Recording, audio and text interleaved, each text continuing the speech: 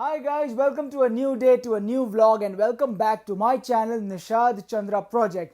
और आज इस होम स्टूडियो सेटअप के पार्ट 4 में मैं आपको कुछ गाइडलाइंस दूंगा जो आपको ध्यान में रखनी है अपने मिडी कंट्रोलर में इन्वेस्ट करने से पहले। तो चलिए शुरू करते हैं।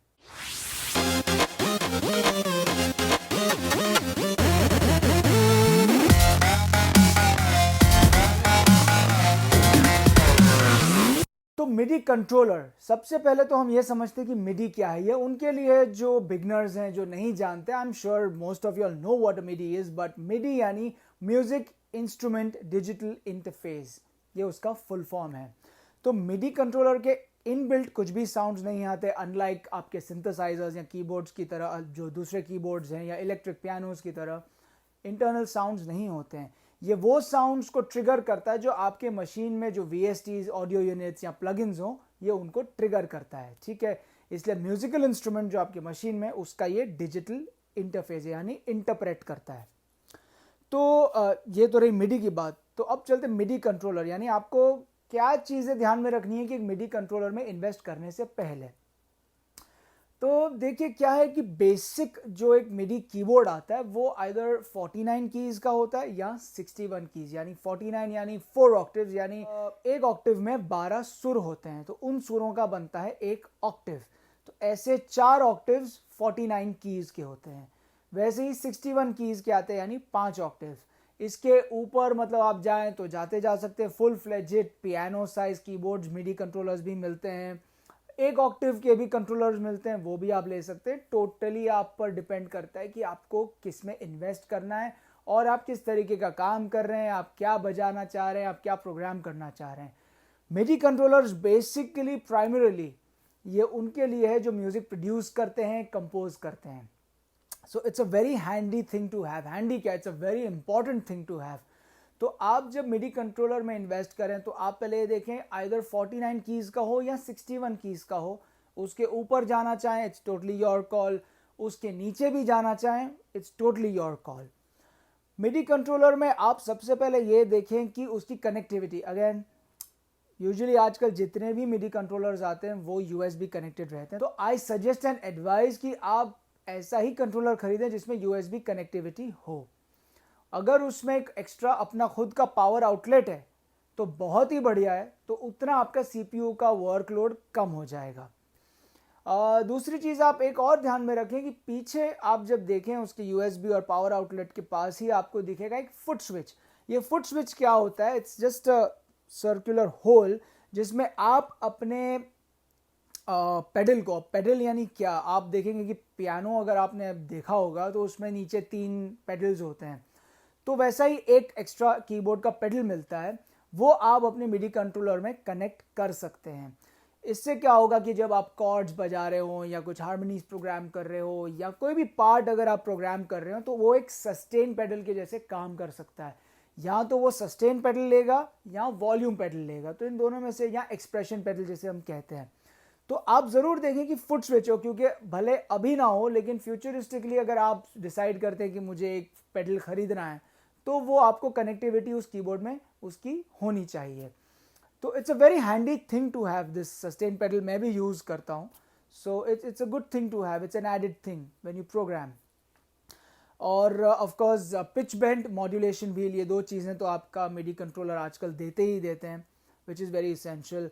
और एक और चीज़ आपने देखी होगी कि कुछ कीबोर्ड्स जो हैं उनमें पैड्स बने रहते हैं ऊपर, कीज़ के अलावा ऊपर अपने पैड्स रहते हैं, 4, 6, 8 जो भी पैड्स होते हैं।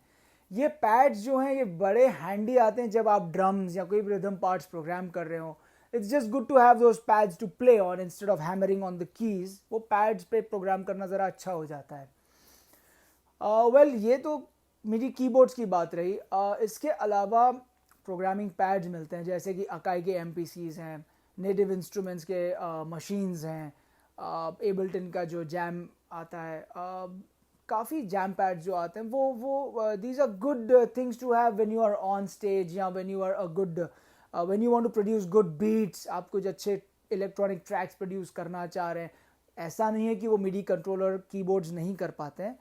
ये थोड़े से क्या है कि ईजी हो जाते हैं for people who do not want to play keyboard, या जो कीबोर्ड्स पूरी तरह नहीं जानते बजाना, उनके लिए ये पैड्स बहुत अच्छा काम करते हैं. So if you want to invest in this then मैं यही सजेस्ट करूँगा कि ऐसा आप पैड लें जो कि थोड़ा सा एडवांस्ड हो. ऑफ कोर्स उसमें खर्चा थोड़ा ज़्यादा है बट थोड़ा सा एडवांस लेने में ही सेंसिबिलिटी है. बेसिक वो पैड लेकर कोई मतलब नहीं बनता है. वो ज़्यादा आपको उतना कंपैटिबिलिटी से ज़्यादा वो ज़्यादा यूजेज उतना आप उसका ऑप्टिमम यूजेज आप नहीं कर सकते हैं. ऑप्टिमम यूजेज तभी होगा जब आप थोड़ा सा एडवांस्ड पैड्स में आप इन्वेस्ट करें. So if you are a beginner or something it's better to have a MIDI controller keyboard क्योंकि वो थोड़े इनएक्सपेंसिव होते हैं. आपको हर ब्रांड के कीबोर्ड्स मिलेंगे मिडी कंट्रोलर्स. टोटली आप पर डिपेंड करता है कि आप किस ब्रांड का लेना चाहते हैं, किस बजट का लेना चाहते हैं, कितने ऑक्टिव्स का लेना चाहते हैं, यानी कितने कीज़ का लेना चाहते हैं. मैं डिस्क्रिप्शन में अपने एक लिंक छोड़ रहा हूँ sudeepaudio.com का. सुदीप ऑडियो हमारे कंट्री के one of the biggest distributors हैं for all these electronic machines. And हम जो बॉलीवुड में काम करते हैं मैक्सिमम लोग हम सुदीप के साथ डील करते हैं. और आप उनके यूट्यूब चैनल को भी विजिट कर सकते हैं सुदीप ऑडियो के. और उसमें मैंने भी कई वीडियोस दिए हुए हैं. उसमें हमारे काफ़ी और प्रोड्यूसर्स, इंजीनियर्स, कंपोजर्स के वीडियोस हैं.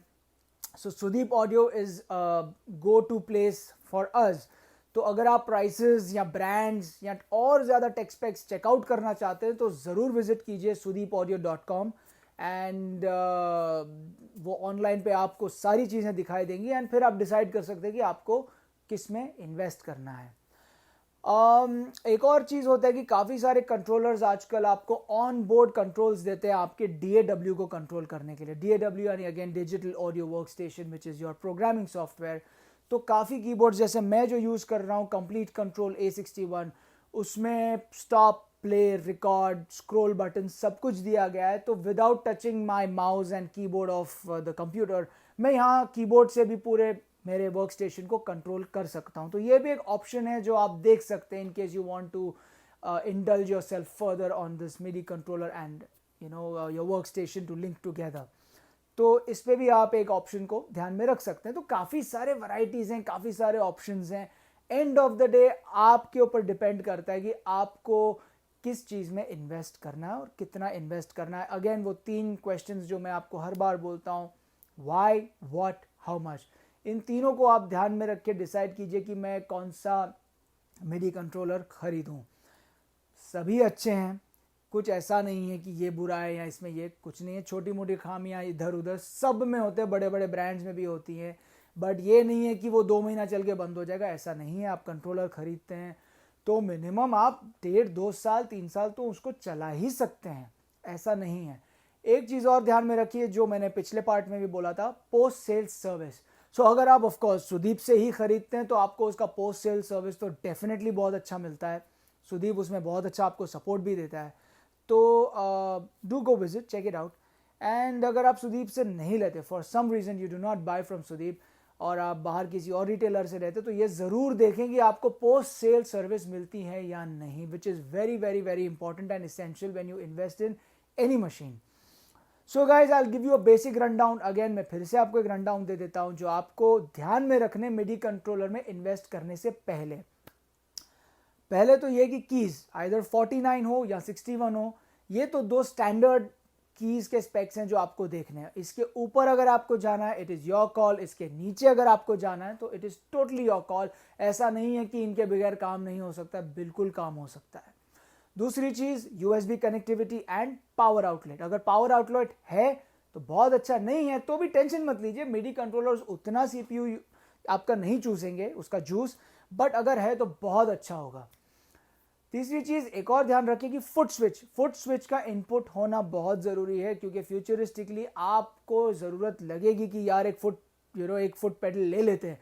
तो तब अगर आपके कंट्रोलर में वो ऑप्शन नहीं है तो फिर मतलब आपको ये बेचकर फिर दूसरा लेना पड़ेगा. सो इट्स बेटर कि जब आप इन्वेस्ट कर ही रहे हैं तो एक ही साथ एक चीज़ में आप इन्वेस्ट कर दीजिए. End of course pitch modulation and modulation wheel, ये दोनों व्हील्स जो हैं आपको दिए जाते हैं. कुछ कंट्रोलर्स में ऐसा होता है कि वो शायद सिर्फ पिच कंट्रोलर व्हील देते हैं, मॉड्यूलेशन व्हील नहीं देते हैं.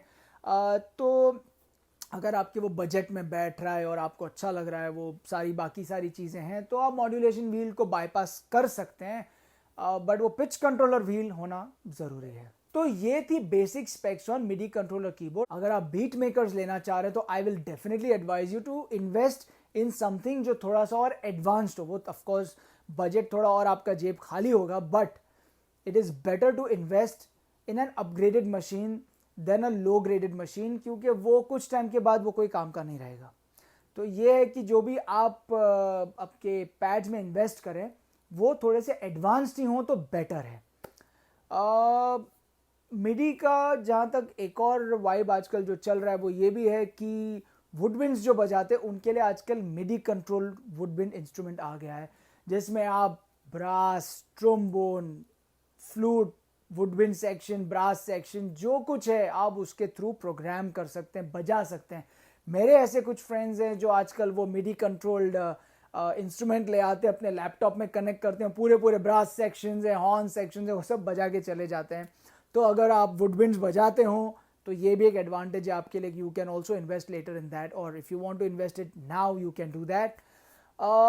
आजकल गिटार्स भी मिलते हैं मिडी कंट्रोल्ड, तो the guitarist friends who are watching this video, if you feel that keyboard भी आपको एक छोटा सा ले लिया आपने, एक 1.5-2 ऑक्टेव का, ये नहीं कि पूरा ही 49 या 61 कीज़ का लिया, आप 1.5-2 ऑक्टेव का कीबोर्ड में इन्वेस्ट कीजिए और एक मिडी गिटार में इन्वेस्ट कीजिए जो when you do some guitar parts and all, which is so much easier for you to do your parts and control your sound.